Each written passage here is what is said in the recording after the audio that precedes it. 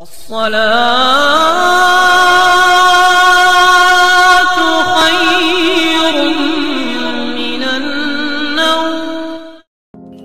علیکم دوستوں، آپ دیکھ رہے ہیں اس نالج۔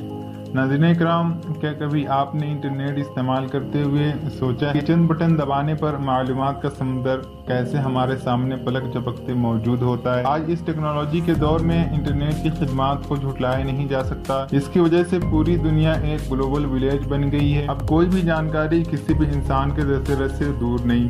ہم اپنے رشتہ داروں سے بات کرتے ہیں، تحریری میسج بھیجتے ہیں، ویڈیو کالز کرتے ہیں، بہت سی کتابیں، گانے، فلمیں ڈاؤن لوڈ کرتے ہیں، یہاں تک کہ ریڈیو بھی سنتے ہیں اور آن لائن گیمز بھی کھیلتے ہیں۔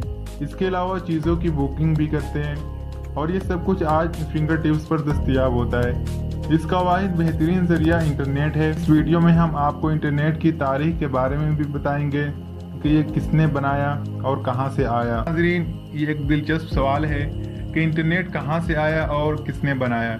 دراصل یہ کئی ذہین انسانوں کی محنت کا ذریعہ ہے۔ انٹرنیٹ کی تاریخ زیادہ پرانی نہیں، صرف 59 سال پہلے کی بات ہے، یعنی 1962 میں GCR لائک نامی سائنسدان تھے جنہوں نے اس کی انٹر گلیکٹک نامی نیٹ ورک بنا کر رکھی۔ دراصل یہ ایک ایجنسی سے تعلق رکھتے تھے جس کا نام ڈیارپا یعنی ڈیفرنس ایڈوانس ریسرچ پروجیکٹ تھا، جس کا اولین مقصد دنیا بھر کے لوگوں کو ہر طرح کی جانکاری تک پہنچانا ممکن بنانا تھا۔ بس اس خواب کو لے کر GCR لائک میدان میں اتر گئے اور ڈیارپا کے ہیڈ بنے۔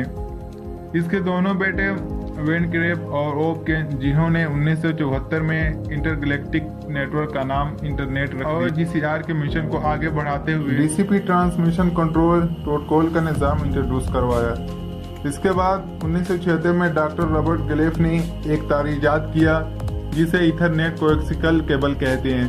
اس کے ذریعے ایک کمپیوٹر سے دوسرے کمپیوٹر میں ڈیٹا ٹرانسفر کیا جا سکتا تھا، جیسے فائل، ٹیکسٹ وغیرہ، مگر یہ محدود جگہ میں کام کر سکتا تھا، صرف آفس، اسکول یا کسی خاص ادارے۔ پھر 1983 میں وین کریپ اور اوپکن نے ڈیارپا کا نام چینج کر کے آرپا نیٹ رکھ دیا، اور ساتھ یہ شرط رکھ دی کہ جسے بھی انٹرنیٹ کی ضرورت ہے اسے DCP لینا ہوگا۔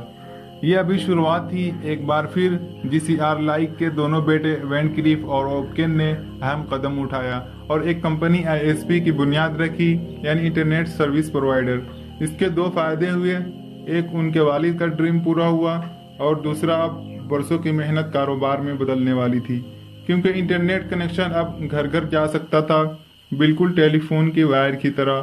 محترم ناظرین، ہم ساتھ ہی ساتھ یہ بھی بتاتے چلے کہ سب سے پہلے پیزا ہٹ میں آن لائن سروس کو اپناتے ہوئے پیزا بک کرانا انتہائی آسان کر دیا، مگر ابھی بھی کافی کمیاں تھیں۔ 1996 وہ سال تھا جب پہلی ای میل سروس ہاٹ میل لانچ ہوئی، بلکہ خطوط بذریعہ انٹرنیٹ کہیں بھی بھیجا جا سکتا تھا، اور اسی سال ہمارا جانا مانا سرچ انجن گوگل لانچ ہوا۔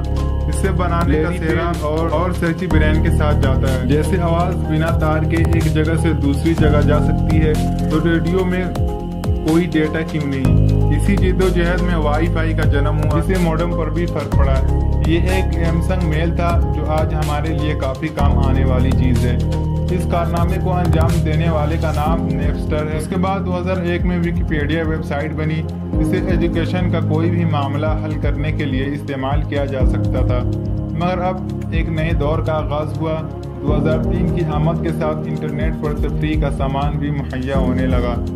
اس دوران ایپل کمپنی نے iTunes نامی سائٹ میں 20,000 گانے اپلوڈ کیے، اور 2004 وہ وقت تھا جب جی میل لانچ ہوا اور ڈیٹا اسٹوریج کی کیپیسٹی 1 GB دی گئی، جبکہ اس سے پہلے یاہو ہاٹ میل صرف 2-4 MB ہی دیتے تھے۔ اب باری آئی انٹرنیٹ پر ویڈیو کی۔ یہ مسئلہ بھی 2005 میں یوٹیوب کے آنے کے بعد حل ہو گیا۔ یہ عنایت بھی گوگل کی طرف کی گئی۔ اس کے لانچ ہونے کا اضافی فائدہ یہ تھا کیونکہ یہاں پر ویڈیو ڈاؤن لوڈ اور اپلوڈ دونوں کی جا سکتی تھی۔ اس سے زیادہ دلچسپ کام 2006 میں ہوا جب فیس بک اور ٹویٹر کا ظہور ہوا۔ انہیں بنانے والے مارک زکربرگ اور جیک ڈراسسی ہیں۔ ان ویب سائٹ سے کیا فوائد حاصل ہوتی ہے؟